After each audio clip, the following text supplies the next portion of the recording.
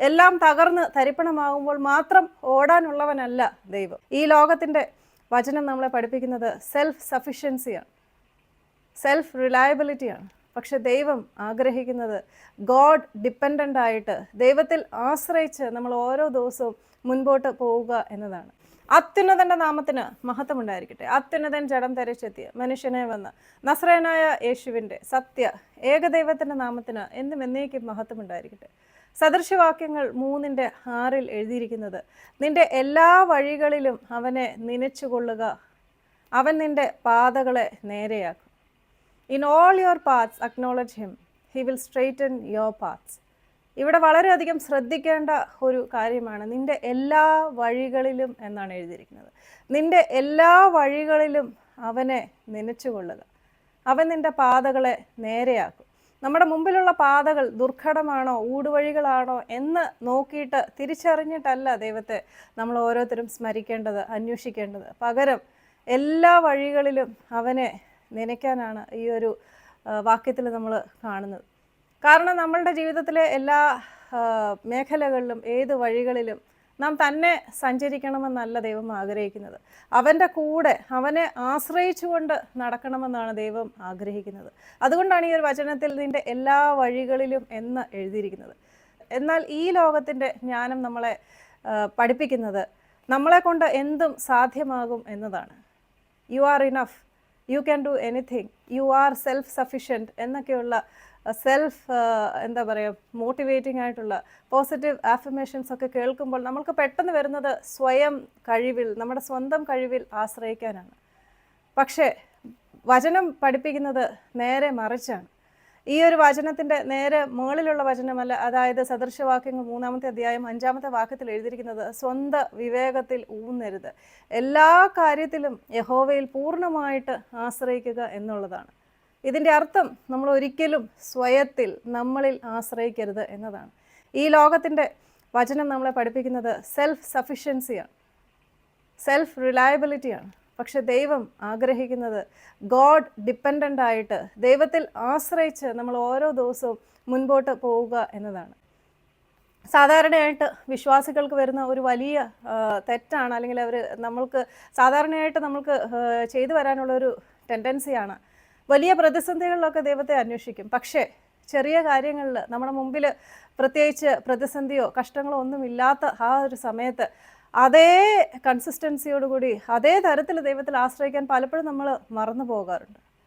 കാര്യത്തിന് വേണ്ടി മാത്രം ദൈവത്തിൽ ആശ്രയിക്കാതിരിക്കുക എന്നതും ഈ ഒരു വചനം നമ്മളെ ഓർമ്മിപ്പിക്കുന്നു.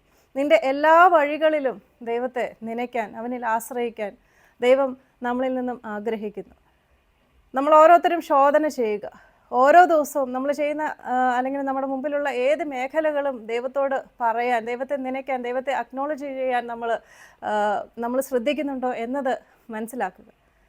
ദൈവത്തെ അറിയുക എന്ന് പറയുന്നത് വചനം കേൾക്കുന്നതോ വചനം വായിക്കുന്നതോ മനസ്സിലാക്കുന്നതോ ഒന്നുമല്ല. അത് ദൈവവുമായിട്ടുള്ള ഒരു ആത്മീയ ഒരു ബന്ധത്തിൽ കൂടി നമ്മൾ കടന്നു പോകുമ്പോഴാണ് ദൈവത്തെ അറിയുക എന്നുള്ളത് വരുന്നത്.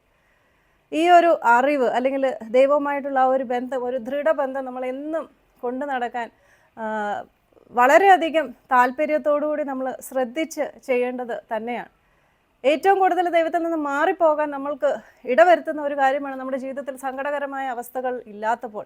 പക്ഷേ ഏതൊരു അവസ്ഥകളിലും, കഷ്ടങ്ങൾ ഇല്ലെങ്കിലും കഷ്ടങ്ങൾ ഉണ്ടെങ്കിലും ഒക്കെ, കഷ്ടങ്ങളിൽ അപ്പോൾ ആശ്രയിക്കുന്നത് പോലെ തന്നെ ജീവിതത്തിൽ ഏറ്റവും സുഖവും സന്തോഷവും ഒക്കെ വരുമ്പോഴും നമ്മൾ ദൈവത്തിൽ ആശ്രയിക്കുന്നുണ്ടോ എന്നത് ശ്രദ്ധിച്ച് വേണ്ട മാറ്റങ്ങൾ നമ്മുടെ ജീവിതത്തിൽ എപ്പോഴും വരുത്തുക. എല്ലാ വഴികളിലും എല്ലാ കാലത്തും ദൈവത്തെ നനയ്ക്കാൻ നമ്മളെല്ലാവരും ശ്രദ്ധിക്കേണ്ടത് തന്നെയാണ്. ഞായറാഴ്ച ദിവസം മാത്രമല്ല, പ്രാർത്ഥനാ സമയങ്ങളിൽ മാത്രമല്ല, കഷ്ടങ്ങൾ വരുമ്പോൾ മാത്രമല്ല, ദൈവത്തിൽ എപ്പോഴും എല്ലായ്പ്പോഴും എല്ലാ വഴികളിലും എല്ലാ സമയത്തും ആശ്രയിക്കാൻ ഈ ഒരു വചനം നമ്മളെ പഠിപ്പിക്കുന്നു. അതുകൊണ്ട് നമ്മൾക്കെല്ലാവർക്കും പ്രാർത്ഥിക്കാം. പലപ്പോഴും മറന്നു പോകുന്ന ആ ഒരു സമയങ്ങളിലൊക്കെ ദൈവമേ നീ എന്നെ നിന്നിൽ ആശ്രയിക്കാൻ ഓർമ്മിപ്പിക്കണമേ, അതിനുള്ള കൃപ എനിക്ക് തരണമെന്ന് നമ്മൾക്ക് ദൈവത്തോട് പ്രാർത്ഥിക്കാം. എല്ലാം തകർന്ന് തരിപ്പണമാകുമ്പോൾ മാത്രം ഓടാനുള്ളവനല്ല ദൈവം. നമ്മുടെ മുമ്പിലുള്ള വഴികളൊക്കെ അടയുമ്പോൾ ദൈവത്തിൻ്റെ അടുത്തേക്ക് ഓടാനുള്ളവനല്ല. അത്തരം പ്രവണതയായിരിക്കരുത് നമ്മളെ ദൈവത്തിലേക്ക് നയിക്കുന്നത്. എല്ലായ്പ്പോഴും ദൈവത്തിൽ ആശ്രയിച്ച് ജീവിക്കാൻ ദൈവം നമ്മൾക്ക് എല്ലാവർക്കും കൃപ തരട്ടെ. നമ്മളുടെ വഴികൾ അടയുമ്പോഴല്ല, വഴികൾ തുറക്കുമ്പോൾ, ആ വഴികളിലേക്ക് നടക്കുമ്പോഴും, വഴികൾ തുറക്കുന്ന ആ ഒരു സമയത്തും ദൈവത്തെ നനയ്ക്കാൻ നമ്മളെല്ലാവരും ശ്രദ്ധിക്കുക. ഈ ഒരു വചനം ഒന്നുകൂടെ ഓർമ്മപ്പെടുത്തുന്നു. നിന്റെ എല്ലാ വഴികളിലും യഹോവയെ നനച്ചുകൊള്ളുക, അവൻ നിന്റെ പാതകളെ നേരെയാക്കും. പലപ്പോഴും സെൽഫ് സഫിഷ്യൻ്റ് ആയിട്ട്, സെൽഫ് റിലയബിലിറ്റി ആണ് നമ്മളുടെ ചിന്തകളെ നിയന്ത്രിക്കുന്നതെങ്കിൽ നമ്മളുടെ പാതകളിൽ നിന്നും ദൈവം മാറി നിൽക്കും. പക്ഷേ ദൈവത്തിൽ ആശ്രയിച്ചുകൊണ്ടാണ് എല്ലായ്പ്പോഴും നമ്മൾ നടക്കുന്നതെങ്കിൽ നമ്മുടെ വഴികളിലൊക്കെ ദൈവം വന്ന് നിൽക്കുന്നതാണ്, നമ്മളെ സഹായിക്കുന്നതാണ്. നമ്മുടെ വഴികളിലെ ഊടുവഴികളൊക്കെ അവൻ നേരെയാക്കാൻ ശ്രദ്ധിക്കുന്നതാണ്. ഈ ഒരു വചനം നമ്മളെ എല്ലാവരെയും ദൈവവുമായിട്ടുള്ള ആ ഒരു ദൃഢബന്ധത്തിൽ, സ്ഥിരമായിട്ടുള്ള ബന്ധത്തിൽ നിലനിർത്താൻ സഹായിക്കുന്ന വചനം തന്നെയാണ്. So come fall in love with Jesus and fall in love with the word of God.